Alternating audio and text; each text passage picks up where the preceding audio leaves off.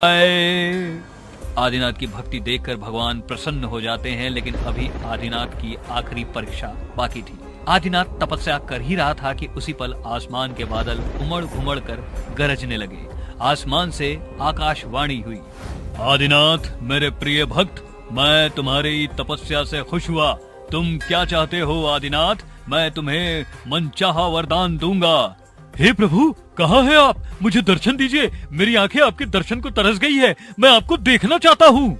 लेकिन आदिनाथ, मैं तुम्हारे समक्ष अभी नहीं आ सकता, क्योंकि मेरे दर्शन पाने के लिए तुम्हें अमरनाथ यात्रा की धाम पर जाना होगा। मैं तुम्हें अपनी झलक वही दिखा सकता हूँ। प्रभु, आपके दर्शन के लिए मैं कुछ भी कर सकता हूँ। मैं अमरनाथ तो क्या, कैलाश पर्वत तक भी पहुँच जाऊंगा। लेकिन सुनो पुत्र, तुम्हें मनुष्य का रूप लेकर जाना होगा। मनुष्य के रूप में तुम्हारी शक्तियां काम नहीं करेंगी और तुम एक साधारण इंसान की तरह मेरे शरण में आओगे। अगर आपकी यही इच्छा है कि मैं मनुष्य रूप में वहां आऊं, तो ठीक है, मैं इंसान बनकर ही वहां आऊंगा। पुत्र, रास्ते बहुत कठिन है। अमरनाथ यात्रा पर बहुत से लोग जाते हैं, लेकिन मेरे दर्शन सिर्फ उन्हीं को होते हैं जो दिल के नेक इंसान हो, जो दूसरों का भला चाहता हो। हे भोलेनाथ, आप मुझे डरा रहे हैं, लेकिन मैं इन चीजों से नहीं डरता। मैं आपके दर्शन करने के लिए हर एक अड़चन को पार करके अमरनाथ धाम जरूर आऊंगा। जैसा तुम चाहो पुत्र, तुम अमरनाथ आओ और यहाँ मुक्ति का द्वार तुम्हारा इंतजार कर रहा है। आदिनाथ आसमान को देखते हुए हाथ जोड़ता है और एक बार फिर से आकाश साफ हो जाता है। भगवान शिव की बात सुनकर वह अपना रूप इंसान में बदलकर अमरनाथ धाम की यात्रा के लिए निकल पड़ता है। उसे रास्ते में बोल बम और हर हर महादेव के नारे हर जगह सुनाई दे रहे थे। लोगों की भीड़ अमरनाथ धाम जाने के लिए आगे बढ़ रही थी। आदिनाथ भी उन्हीं के साथ निकल पड़ता है। चलते चलते उसका गला सूखने लगता है, लेकिन उसे कहीं पानी नहीं मिलता। आखिर में वो थक कर बैठ जाता है। उसके पैरों में छाले पड़ चुके थे।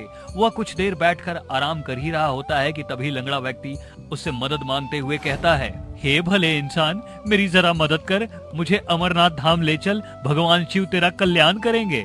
लंगड़े आदमी ने अपने कंधे पर एक गट्ठर बांध रखा था।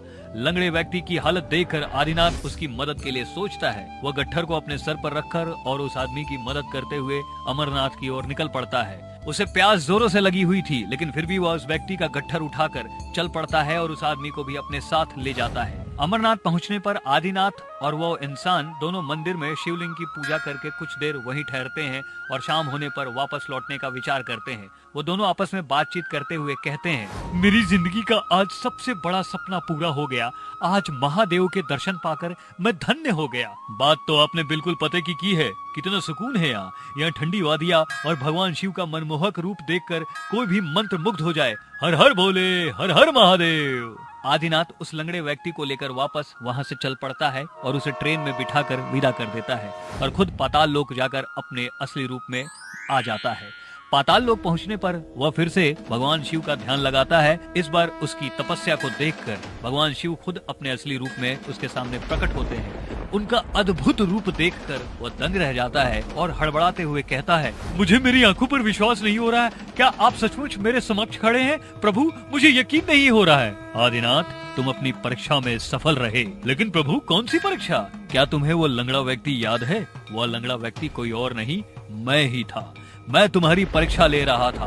तुम उस लंगड़े व्यक्ति की मदद करते हो या नहीं, लेकिन तुमने बखूबी उसकी मदद की और उसकी इच्छा को पूरा किया। मुझे तुम पर गर्व है। महादेव, आपकी लीला कोई नहीं समझ सकता, लेकिन जिस पर आपकी कृपा बरसती है वह बहुत ही सौभाग्यशाली होता है। अमरनाथ धाम की यात्रा एक बहुत बड़ी पवित्र यात्रा रही। मैं हर साल सावन के महीने में आपके दर्शन के लिए जरूर जाया करूंगा। आज आपने अपना अद्भुत दर्शन देकर मेरे जीवन को सफल कर दिया। महादेव उसे अपने गले से लगाकर आशीर्वाद देते हैं। आदिनाथ मुक्त हो जाता है। नदी किनारे सीतापुर गांव में भोला नाम का एक व्यक्ति रहता था। वह भगवान शिव का बहुत बड़ा भक्त था। भोला सुबह उठकर नदी में नहाता और भगवान शिव के मंदिर जाकर उनकी पूजा किया करता था। काफी दिनों से उसे व्यापार में बहुत नुकसान हो रहा था, जिस कारण वो परेशान रहने लगा। यह सब देख एक दिन वह भोलेनाथ के मंदिर जाकर उनसे प्रार्थना करते हुए बोलता है, हे प्रभु, मुझ पर दया कीजिए। अगर मेरा व्यापार ठीक नहीं चला तो मैं बर्बाद हो जाऊंगा। भोलेनाथ, मुझे आप पर पूरा विश्वास है कि आप मेरी मदद करेंगे। भोला प्रार्थना करके अपने व्यापार के सिलसिले में अपने बड़े भाई विशाल के घर जाता है। जहाँ पर बातचीत करते हुए विशाल उससे कहते हैं, कितना पैसा लगाया तूने बिजनेस में? बिल्कुल ठीक हो जाएगी। मैं गुरुजी की बात से सहमत हो गया और उसको गुरुजी के पास छोड़कर कावड़ यात्रा के लिए निकल गया। लेकिन उसी दिन बहुत बाढ़ आ गई और उस बाढ़ में सब कुछ तबाह हो गया। उस बाढ़ में जिन जिन की मौत हुई उनमें से एक मैं भी था। बस तभी से मेरी आत्मा यह कावड़ लेकर भटक रही है। मैं कब से इंतजार कर रहा था कि कोई आएगा और उस समुदाय के साथ मैं अपनी कावड़ यात्रा पूरी करूंगा। तुम लोगों का बहुत बहुत शुक्रिया जो तुम लोगों ने मेरी मजबूरी को समझा। अब जब मेरी यह कावड़ यात्रा पूरी हो जाएगी तब मेरी आत्मा को मुक्ति मिल जाएगी। कुछ समय बाद सभी हरिद्वार पहुंच जाते हैं और सभी लोग गंगा में नहा धोकर अपनी यात्रा सफल बनाने लगे। तो वहीं दूसरी तरफ भूत भी अपने कावड़ को लेकर गंगा नदी में स्नान करता है और मुक्त हो जाता है। वो अब हवा में उड़ जाता है और सभी कावड़ियों को धन्यवाद देकर आसमान में गायब हो जाता है। उसको देखकर सभी कावड़ियों को बहुत अच्छा लगता है और आपस में कहते हैं, चलो भूत भैया की यात्रा सफल हुई। हाँ भैया, अगर तुमने हमको नहीं समझाया होता तो शायद हम भी उन लोगों के साथ जैसे उस भूत को वहीं छोड़ देते और वो हर साल वैसे ही वहाँ भटकता रहता। हाँ, अंत भला तो सब भला। भूत भैया शिव जी के पास चले गए, अब हम भी उनके दर्शन करके अपने घर चले जाते हैं और सभी कंवड़िया शिव जी के दर्शन करके अपने घर वापस लौट जाते हैं। बिलासपुर गांव में केशव अपनी पत्नी वैष्णवी के साथ रहता था। केशव बहुत ही ज्यादा गरीब था और उसकी पत्नी वैष्णवी की कोई औलाद नहीं हो रही थी। वैष्णवी जहाँ भी जाती वहाँ सभी लोग उसको ताने देकर भगा दिया करते। ऐसे ही एक बार वैष्णवी बाजार से सब्जी लाने के लिए जाती है। तभी वैष्णवी की पुरानी दोस्त नेहा उसे दिख जाती है। उसे देख नेहा खुशी से कहती है, अरे वैष्णवी, तुम कितने दिनों के बाद एक दूसरे से हम मिल रहे हैं आज। कैसी है तू? मैं तो बिल्कुल ठीक हूँ नेहा, तुम बताओ कैसी हो? अरे मैं तो बिल्कुल भली चंगी हूँ। और बता, तेरी शादी को इतने साल हो गए, तेरा कोई बच्चा है या नहीं? वैष्णवी उदास होते हुए कहती है, नहीं बहन, मेरी कोई औलाद नहीं है। पता नहीं, लगता है भगवान हमसे रूठे हुए हैं। शायद इसलिए भगवान ने हमें कोई औलाद की प्राप्ति नहीं की। ये बात बोली रही थी वैष्णवी की तभी नेहा की सास वहाँ आ जाती है और वैष्णवी की यह बात सुन लेती है। नेहा की सास वैष्णवी से कहती है, राम राम, कैसी मनहूस लड़की का साया दिख गया मेरी बहू को। अरे नेहा, तेरी कैसी पांच दोस्त है, इसकी तो कोई औलाद ही नहीं है। इसकी छाया में तू रही तो तू भी पांच बन जाएगी। चल यहाँ से चलते हैं। इतना कहकर नेहा की सास नेहा का हाथ पकड़कर उसको वहाँ से ले जाती है। तो वहीं दूसरी तरफ वैष्णवी को उसकी सास की यह बात सुनकर बहुत बुरा लगता है और वह बिना सब्जी लिए वहाँ से चली जाती है। और थोड़ी देर बाद शाम हो जाती है। केशव जैसे ही घर आता है वैसे ही वैष्णवी का उदास चेहरा देखकर वैष्णवी को कहता है, अरे वैष्णवी, क्या हो गया? तुम इतनी उदास क्यों हो? उसकी बात सुनकर वैष्णवी रोते हुए केशव को सारी बात बता देती है। केशव अब उदास होकर बैठ जाता है और अपनी पत्नी को दिलासा देकर उसको समझा देता है। थोड़ी देर बाद वो खाना खाकर चुपचाप सो जाता है। इस तरह दिन बीतने लगे। एक दिन वैष्णवी के घर एक बूढ़ी औरत जो कि एक साध्वी थी आती है और वैष्णवी को कहती है, बेटा, कुछ खाने के लिए है तो मुझे दे दो। मैं 2 दिन से भूखी हूँ। मैं तीरथ पर निकली हुई हूँ क्योंकि सावन आने वाला है ना, इसलिए। माँ, मैं आपको कुछ ज्यादा तो नहीं खिला सकती क्योंकि मैं खुद एक गरीब हूँ, लेकिन मैं आपको यहाँ से भूखा भी नहीं जाने दूंगी। वैष्णवी अपने हिस्से का खाना साध्वी को खिला देती है, जिसके बाद यह देख साध्वी बहुत खुश हो जाती है और खुशी से उसे आशीर्वाद देते हुए कहती है, बेटा वैष्णवी, तूने गरीब की भूख मिटाई है, इसलिए मैं तुझे आशीर्वाद देती हूँ कि तेरी बहुत जल्दी गोद भरेगी। मैं ये बहुत अच्छे से जानती हूँ कि तेरी कोई औलाद नहीं है और लोग आए दिन तुझे ताने देते हैं, इसलिए मेरा आशीर्वाद तेरे साथ रहेगा हमेशा। इतना कहकर साध्वी वहाँ से चली जाती है और शाम को जब केशव आता है तब वैष्णवी केशव को सारी बात बता देती है और अब ऐसे ही समय बीत जाता है।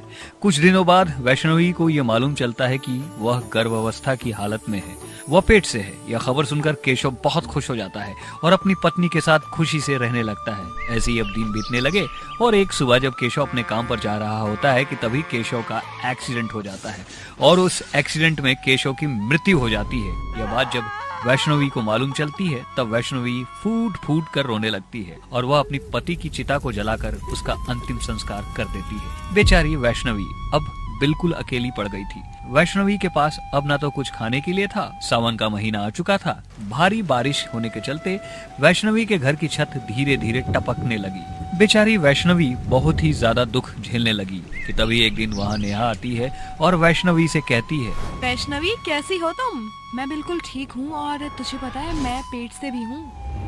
सच? वो दोनों आपस में बात कर ही रहे होते हैं कि तभी वैष्णवी उदास हो जाती है और उसको उदास देख नेहा उससे कहती है, अरे वैष्णवी, क्या हुआ? तू इतनी उदास क्यों है? और अब तो तेरे घर खुशियाँ भी आने वाली हैं। ऐसी खुशियों का क्या ही फायदा जब मैं अकेली ही रहूंगी। मुझे बहुत दिक्कत होने लगी है नेहा। मुझे ठीक से ना खाना मिलने की वजह से मैं कमजोर हो रही हूँ। मेरा घर बरसात के कारण टपक रहा है और आखिर मैं करूँ तो क्या करूँ? मेरी मान तो तू कावड़ लेकर जा, क्योंकि कहा जाता है कि इस सावन में जो अपनी कावड़ यात्रा सफल कर लेते हैं ना, उनका जीवन सफल हो जाता है। इतना कहकर नेहा वहाँ से चली जाती है। लेकिन नेहा की बात वैष्णवी के दिमाग में बस जाती है और वैष्णवी भी कावड़ यात्रा के लिए अगले ही दिन निकल जाती है। कावड़ यात्रा के दौरान भारी बारिश शुरू हो गई थी कि तभी वैष्णवी का पैर फिसल जाता है। वह कावड़ लेकर गिरने लगती है कि तभी उसको ऐसा महसूस होता है कि उसे किसी ने पीछे से पकड़ लिया है। जब वह पीछे मुड़कर देखती है तब उसके पीछे कोई और नहीं बल्कि केशव की आत्मा थी। जिसके बाद वैष्णवी ये समझ जाती है कि उसके इस कावड़ यात्रा में वह अकेली नहीं बल्कि उसका भूतिया पति भी उसके साथ है। कुछ समय बाद वह कावड़ यात्रा सफल हो जाती है, जिसके बाद जब वो वापस आती है तब उसे अब कोई परेशानी नहीं होती। उसका अब एक बेटा भी हो चुका था, जिसके बाद वह खुशी खुशी अपने बच्चे के साथ जीने लगती है। आकाशपुर गांव में और आसपास पानी का स्रोत बिल्कुल नहीं था। लोगों को मीलों दूर जाकर पानी भरना पड़ता था। न ही गांव में कोई कुआं और न ही कोई हैंडपंप था। पानी की समस्या से लोग काफी परेशान हो गए थे। उन्होंने तय किया कि आधुनिक तकनीकों का इस्तेमाल करके गांव में पानी की सप्लाई का जुगाड़ करेंगे। ऐसे में गांव के सरपंच ने गांव में हैंडपंप लगवाने की सोची। गांव के सभी लोगों की हाँ हुजूरी के द्वारा एक सरकारी हैंडपंप लगवाया गया, जिससे गांव वालों की पानी की समस्या काफी हद तक खत्म हो चुकी थी। लेकिन एक दिन अचानक हैंडपंप से पानी की जगह कीचड़ बहने लगा। आसपास हैंडपंप से पानी भर रही औरतों ने टिप्पणी करते हुए कहा, अरे ओ शोभा बहन, जरा देखत हो, नल चलावे पे पानी नरक जैसा आवत है। न जाने हैंडपंपवा के कौनो चुड़ैल नजर मार दी। हाँ बिमला बहन, हमें भी ऐसा लागत है कि कौनो पिचासनी टोना मार दी हिस, नहीं तो कबहू ऐसा ना होत रहे। बहनिया, अब बतावा कैसे पानी भरी, घर में खाना कैसे बनी? का बताए बहनिया, हमारे घर में खुद ही पानी नहीं है। हमका लागत है कि गांव से मीलों दूर जो नदी है ओमे से पानी लावे के पड़ी। हाँ सही कहत हो, चलो फिर जल्दी चलो, नहीं तो सांझ हो जाई। इतना कहकर बिमला और शोभा दोनों गांव से मीलों दूर नदी में पानी भरने जाती है और उनके घर लौटते लौटते शाम हो जाती है। गांव में चारों तरफ हाहाकार मचा हुआ था, क्योंकि गांव का सरकारी हैंडपंप अचानक से इतना ज्यादा कीचड़ बहाने लगा था कि आधा गांव डूब चुका था। अब लोग करते भी तो क्या करते। लोगों ने उस हैंडपंप को उखाड़ने की कोशिश की, लेकिन गांव के सभी लोग मिलकर भी उस हैंडपंप को उखाड़ नहीं पाए और आखिर में उस हैंडपंप से एक राक्षसी निकलती है। गांव के सभी लोग राक्षसी को देखकर डर जाते हैं। तुम लोगों ने मुझे क्यों जगाया? मेरी नींद खराब कर दी ना। मैं तुम लोगों को अब मौत की नींद सुला दूंगी। तुम लोगों ने मुझसे पंगा लिया है। तुम्हें यह हैंडपंप गांव में लगाना ही नहीं चाहिए था। लेकिन हैंडपंप लगवाने के बाद उसमें से स्वच्छ और साफ सुथरा पानी आ रहा था और आज अचानक से इतना कीचड़ भरा पानी आ रहा है। तुम पहले कभी क्यों नहीं जाग पाई? आज मैं श्राप मुक्त हो चुकी हूँ। मुझे एक ऋषि ने श्राप दिया था। आखिर तुमने ऐसी कौन सी भूल की थी जो ऋषि ने तुम्हें इस रूप में बदल दिया? मैंने अपने घमंड में आकर ऋषि को जहरीला पानी पिला दिया था और उन्होंने मुझे मरते मरते यह श्राप दिया कि मैं हैंडपंप में कैद हो जाऊं और 100 साल बाद ही मुक्त हो सकूंगी। मैंने अपने 100 साल इस हैंडपंप में ही बताए हैं और अब मैं आजाद हो चुकी हूँ। हम गाँव वालों ने तुम्हारा क्या बिगाड़ा है? आखिर तुम्हें हमारी जान लेने से क्या मिलेगा? अगर तुम लोग मेरी मदद करोगे तो मैं इस हैंडपंप को छोड़कर हमेशा के लिए चली जाऊंगी। कैसी मदद चाहिए तुम्हें? तुम्हें मेरी मुक्ति के लिए गांव भर में एक यज्ञ रखना पड़ेगा, जिसमें इस हैंडपंप का कीचड़ भरा पानी डालकर मुझे शुद्ध करना पड़ेगा। तभी मैं हैंडपंप से मुक्त हो पाऊंगी। ठीक है, हम तुम्हारे लिए यज्ञ करवाएंगे, लेकिन तुम हमसे वादा करो कि मुक्ति के बाद तुम यहाँ और इस हैंडपंप में कभी वापस लौट कर नहीं आओगी। मुझे शर्त मंजूर है। मैं वादा करती हूँ मैं मुक्ति के बाद किसी को भी परेशान नहीं करूँगी। सरपंच गांव में